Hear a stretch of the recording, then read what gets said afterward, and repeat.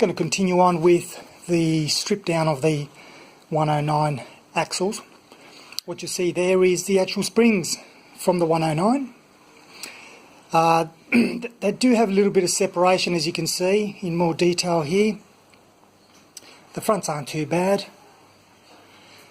but effectively I'm going to be pulling them apart and having a look. Now the beauty about that is that I've still got my original rear springs from the 88, so the leaves themselves aren't too bad, but the eyelets were flogged out.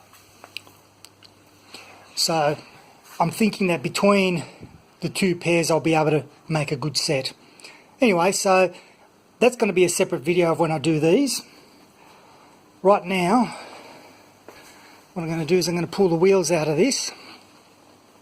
Now, one of the things I want to do is I want to see whether or not I could use the hubs, because these later ones, these studs in here are the pressed in spline type, not the screw-in type. So if you've seen my previous video, you would have seen how when I tried to take the studs out of the 88, most of them came out and damaged the the hub itself. So anyway, I'm going to give it a go and see what happens. And the brakes and all that are no good. The ones that I got on the 88 are better. But seeing that this is a rear axle, it's the same brakes anyway. So I'm going to get going and try to remove these wheel nuts. Right, so I've removed the 3 retaining nuts. So now, with a little bit of hammering and so on, I should be able to get this out. Same deal, came out nice and straightforward. So, again, what I'm going to do is I'm going to knock the drum tops off and have a look underneath there. No doubt there'll be other creepy crawly friends there, I suspect. But if I can make use of those hubs, that'll save me a whole lot of hassle with having to deal with the 88 and fixing that up. So, all good. Camera down, I managed to take it out using 2 hands, of course. This is actually not bad. I was expecting to see a downright mess in here. Pretty much the same.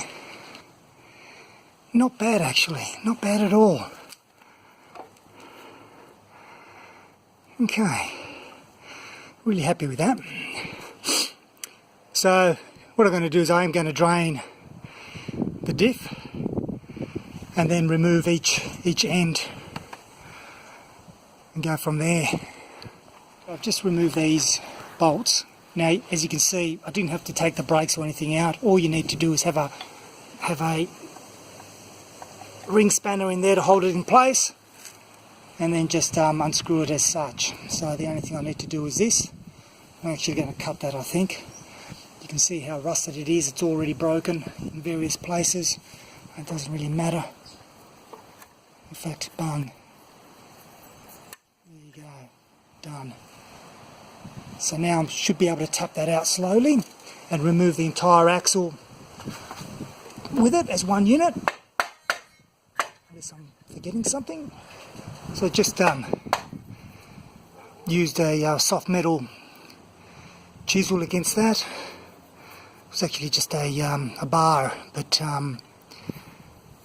that's just broken that seal there. So now we should be able to slowly remove that. You can see there's the gasket there. And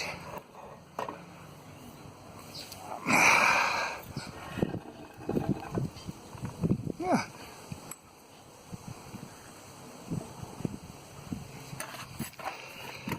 Sorry about the shaky camera work. Actually, it doesn't look too bad.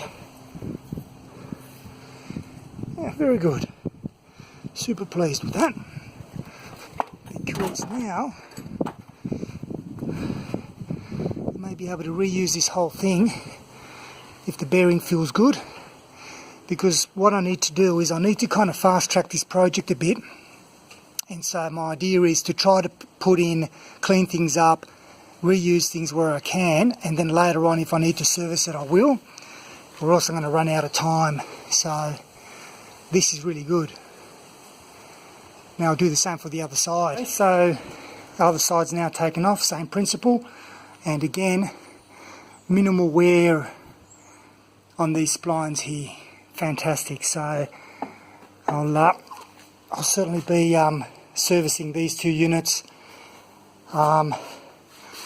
using the drums from the from the 88 because they're in better condition, the outside drums. But if the bearings feel okay and so on, as I said, I'll just be putting it back together as is, dressing it all up and putting that and finishing the rear. Like I said, got to get cracking with this. So that's all good stuff here. Yeah, so I just gave it a very quick clean up on both. That sheen on it is just a diesel that I've put on there to kind of wash away remaining grit and so on before I pull it apart. But as I said, I don't, unless there's something completely wrong with the bearings, which I suspect they're okay, then I'll only be giving it a minor service. But I'll cover that in another video, and I'll also be dealing with the two brakes, which are in fair condition. These are the ones that came with the 88. Clean them up and paint them as well. So still quite a bit to do. Anyway, until next time, thanks for watching.